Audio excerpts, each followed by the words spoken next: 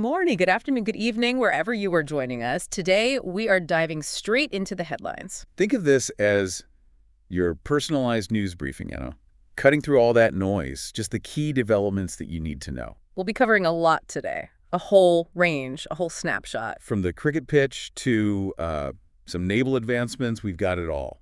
Parliamentary discussions, some shifts in manufacturing. Agriculture, infrastructure, even some interesting stuff in education, law enforcement, the environment, how our cities are developing. Health, international tech, you name it, we're covering it. We won't just be reading the headlines, though, right? We'll unpack the important details, connect the dots, help you see the bigger picture. Why things are happening, why they matter, all that good stuff. So let's jump right in. Our first headline takes us to the world of cricket, specifically the Indian Premier League. All right, so the Gujarat Titans, they clinched a pretty decisive victory over the Sunrisers Hyderabad. This all happened at the Rajiv Gandhi International Cricket Stadium in Hyderabad on April 7th, 2025. 7 wickets, not a small margin. And it's a big win for the Titans, especially at this point in the season.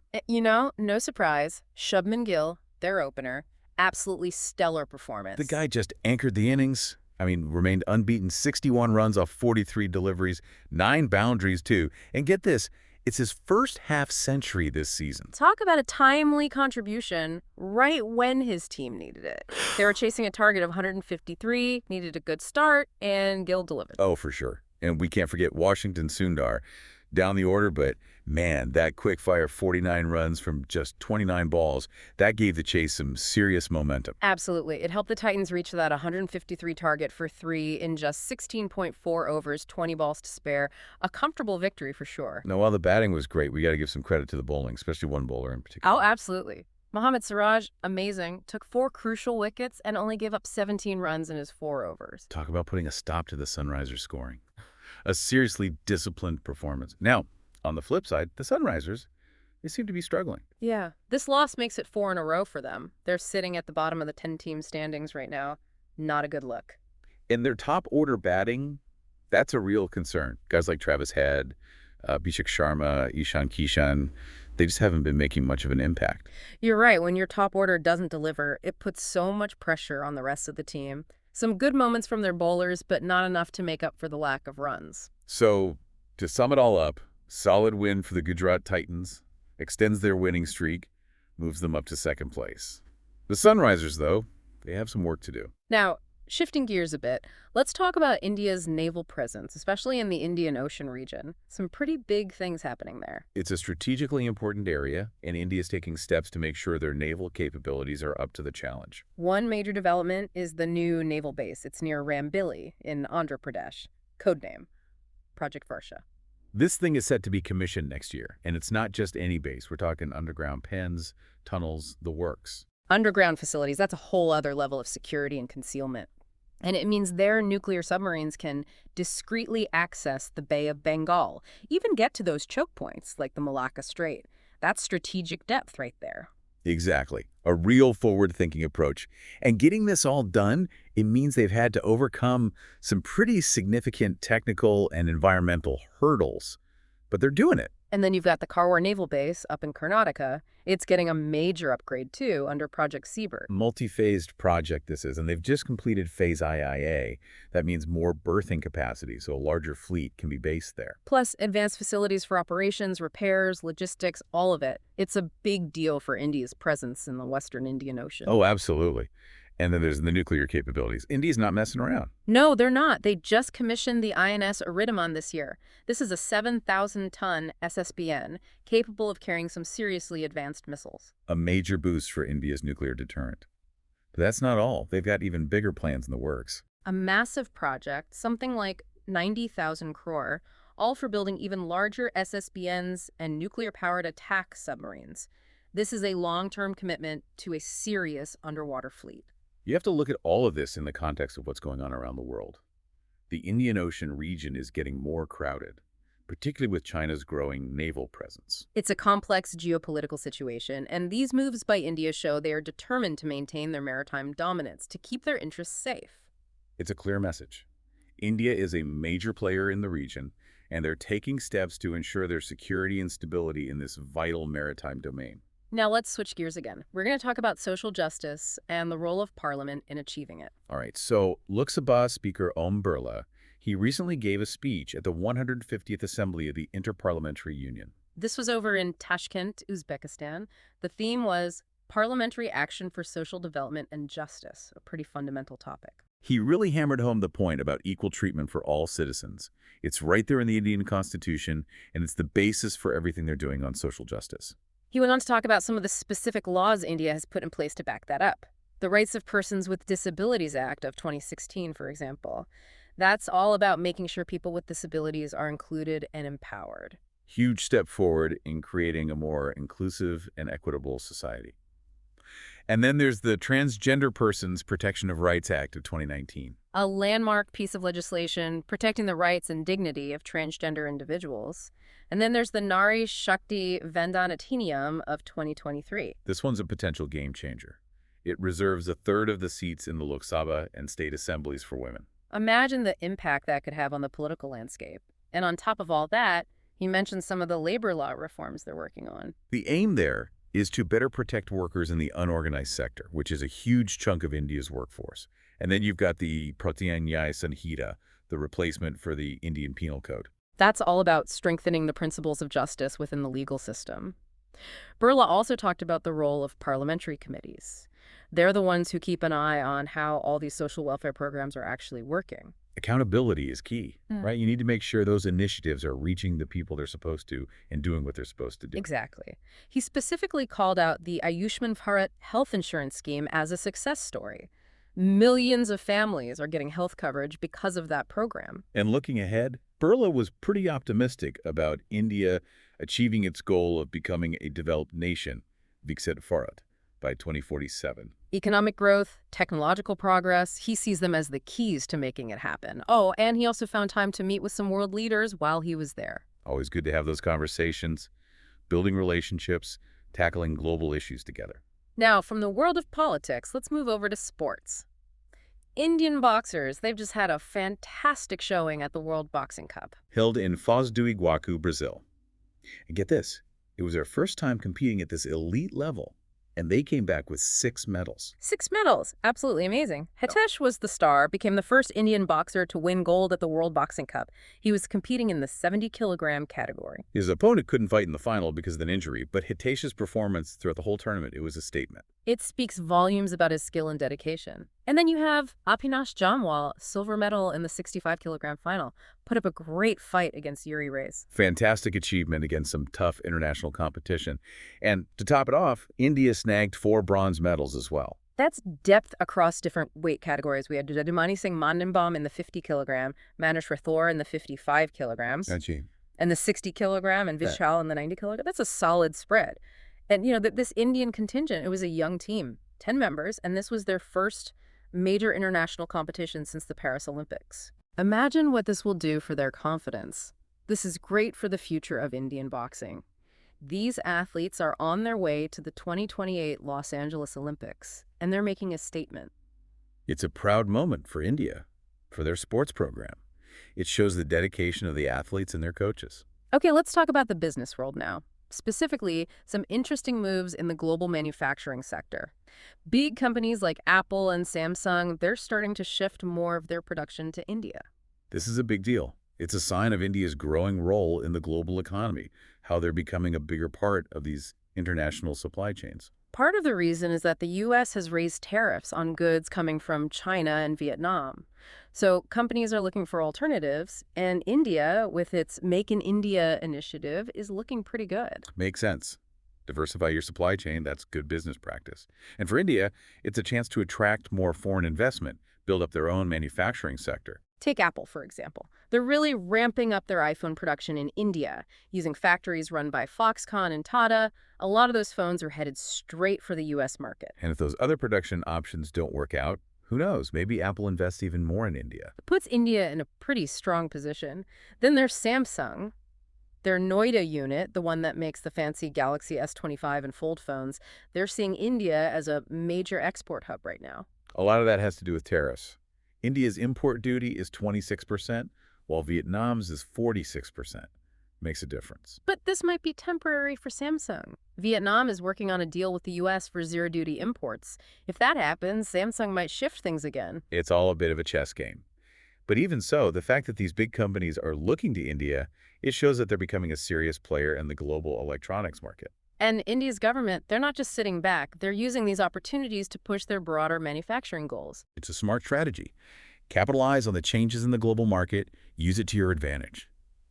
Now, let's shift gears again and talk about something that's been making headlines in the agricultural sector.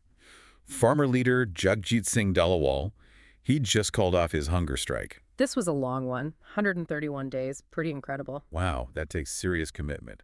What finally brought it to an end? Well, the Union Agriculture Minister, Shivraj Singh Chauhan, personally appealed to Dhaliwal to stop. Dhaliwal made the announcement at a farmers' assembly in Bathinda, Punjab.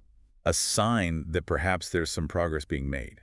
But what were the farmers protesting about in the first place? The hunger strike started back on November 26th of last year. They had a list of 12 demands, but the big one was a legal guarantee for MSP, the minimum support price. MSP. It's been a point of contention for a long time in Indian agricultural policy. It certainly has.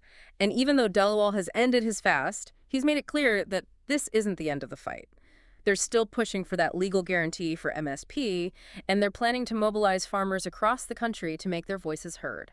So it sounds like they're shifting tactics. From a hunger strike to a more active campaign, putting pressure on the government through organized action. That's right. Junior Union Minister Ravneet Singh Bittu also urged Dhaliwal to end the hunger strike. He stressed the importance of dialogue, of working things out through negotiation. So the door to conversation is still open. It's a complex issue with strong feelings on both sides, but finding common ground, that's the only way forward. Let's move on now to a remarkable feat of engineering. Prime Minister Narendra Modi recently inaugurated India's very first vertical lift sea bridge. I'm intrigued. This is the Pamban Rail Bridge, right?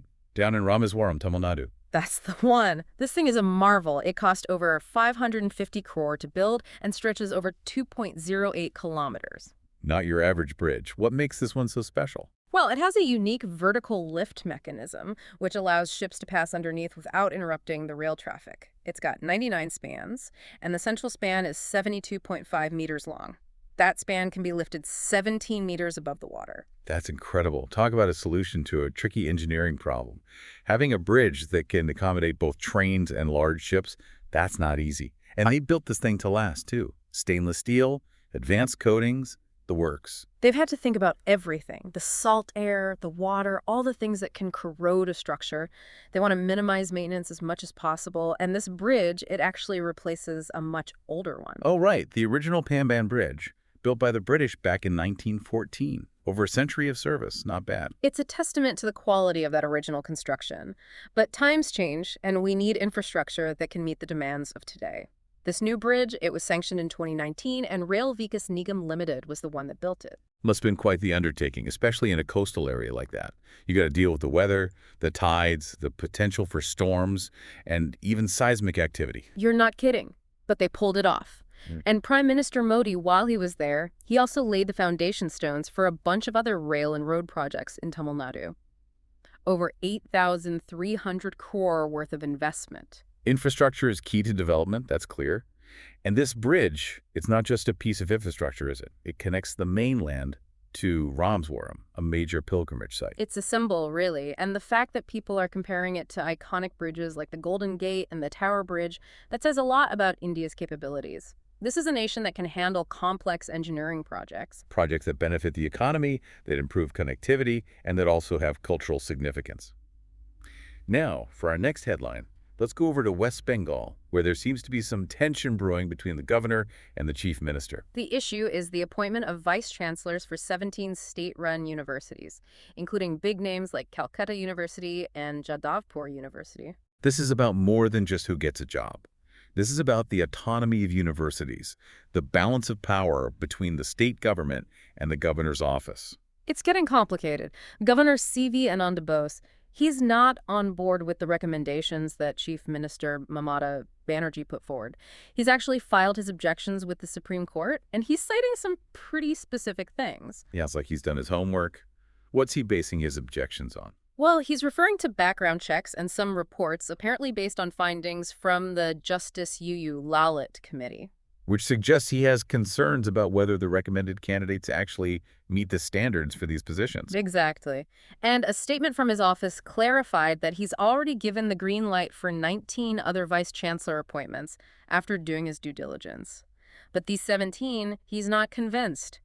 He also implied that the Supreme Court might not have been fully aware of all the actions he's already taken on this issue. The court had urged him to finalize these appointments within 2 weeks, or they might step in. They want this resolved quickly. And during the last hearing, the governor's lawyer explained that 19 out of 36 names had been cleared, but he hadn't submitted his objections for the other 17 yet because of scheduling issues. This is a delicate situation. It's about who has the authority to make these appointments, how much say the state government has, and how much independence universities should have. The outcome of this case, it could have major implications for higher education in West Bengal. From higher education to law enforcement now, and a unique development in Uttar Pradesh, the state police have just unveiled a new high-tech police outpost in Sambal. High-tech police outposts, those are becoming more common. What makes this one stand out? Well, it's a two-story building named Satyavrat, and it's located right across from the Shahi Jama Masjid. They built this thing in just 100 days, pretty impressive. It's part of the Safe City Sambal project, and it's got all the modern features you'd expect, like a watchtower and a CCTV control room. But there's a twist. A twist? What do you mean? They've incorporated some pretty interesting design elements, inscriptions from different sacred texts, for one, and a symbolic chariot made of Rajasthani marble. An interesting blend of modern security and traditional symbolism. It's certainly unique. A statement, perhaps. But it's not just the design that's raising eyebrows. Some of the bricks used in the construction, they were reportedly recovered from those violent protests that happened last year during the survey of the Jama Masjid. That adds a whole other layer to this, doesn't it?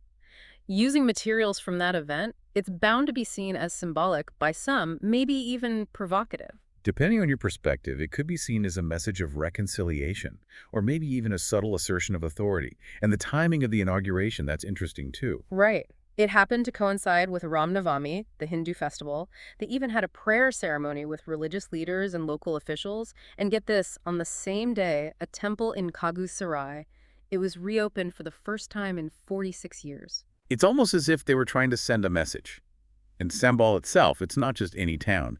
Some people believe it's the birthplace of the Kalki avatar, a significant figure in Hindu mythology. So you've got this mix of modern policing, religious symbolism, and historical significance all in one place. It's definitely a story worth watching. It highlights the complexities of India's social and cultural landscape, how these elements intertwine with issues of security and governance. From law enforcement to the environment now, and a sobering reminder of the impact human activities have on our planet.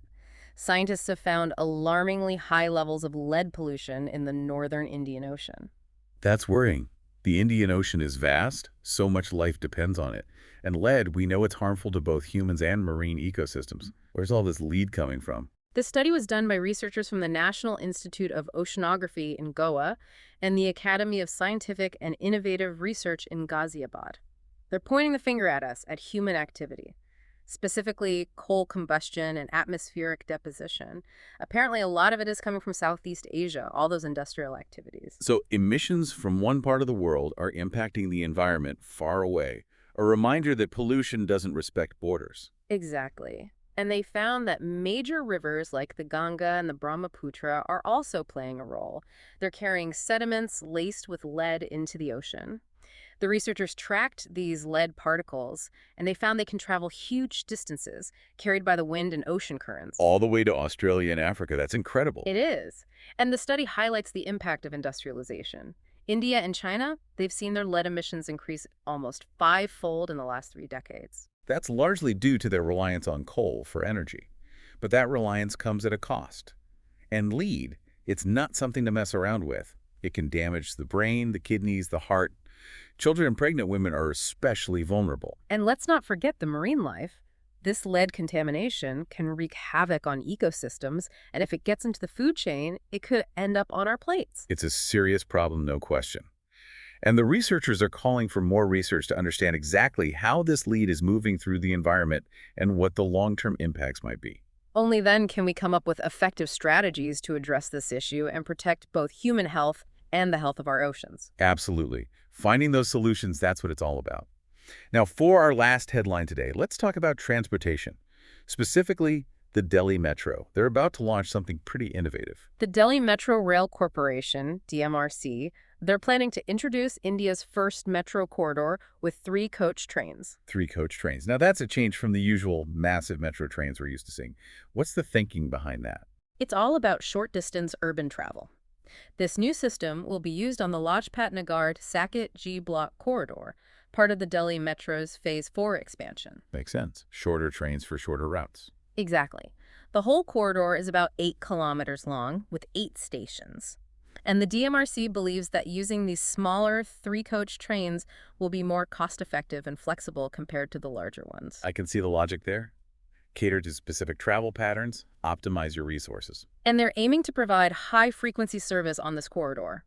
A lot of people travel short distances within the city, and they need a reliable, frequent option. It's all about meeting the needs of the commuters, making public transport as convenient and efficient as possible. The project is scheduled to be finished by 2028, and if it's successful, it could become a model for other cities in India and beyond. It could be a game changer, particularly for those densely populated urban areas where efficient short-distance travel is so crucial. And now for our final headline, we're going to talk about a surprising link between sanitation and COVID-19. This one really caught my eye. Scientists from the National Center for Cell Science in Pune have found that urban households with indoor toilets and modern sanitation might have actually had higher COVID-19 death rates compared to people in rural areas. Hold on, that's counterintuitive. We were all told that good hygiene and sanitation were key to preventing the spread of the virus. I know, right? But their research, which was published in the journal Scientific Reports, looked at data from over 20 Indian cities during the first and second waves of the pandemic. They were looking at the WHO's mortality data, so this is pretty serious stuff. What's their explanation for this unexpected finding? They think that those enclosed indoor plumbing systems, the ones with the toilets and the drainage, they might have actually made it easier for the virus to spread through the air, especially when people are isolating at home. So flushing the toilet could have actually increased the risk of transmission within a household. That's a disturbing thought. It is, and they contrasted this with rural homes, where sanitation is often more basic, less enclosed. They think that might have allowed for better ventilation, which could have helped to disperse the virus, reducing the risk of transmission within a household. And they found a geographical correlation too, right? Higher death rates in wealthier states with more advanced sanitation, places like Delhi and Maharashtra. Yes, and lower death rates in less developed states like Bihar and Jharkhand. It's a surprising pattern, but it seems to support their theory. It's a reminder that even our best intentions, our efforts to improve sanitation, can sometimes have unintended consequences. Absolutely. The researchers are very clear that they're not saying people should abandon modern sanitation, but they are highlighting the importance of understanding these complex interactions between our environment, our behavior, and the spread of disease. It's about being aware of the potential risks and designing solutions that minimize those risks. And that wraps up our deep dive into the headlines for today. From sports triumphs to defense strategies, social justice initiatives to unexpected scientific discoveries, we've covered a lot of ground. It's been a whirlwind tour, but I hope you found it insightful. These headlines, they're not just isolated events. They're all interconnected. They paint a picture of a nation in motion, a nation facing challenges and embracing opportunities. And that's what makes it so fascinating to follow. India is a country on the move, and we'll be here to keep you updated on its journey. So stay tuned, and until next time, keep exploring, keep asking questions, and most importantly, stay informed.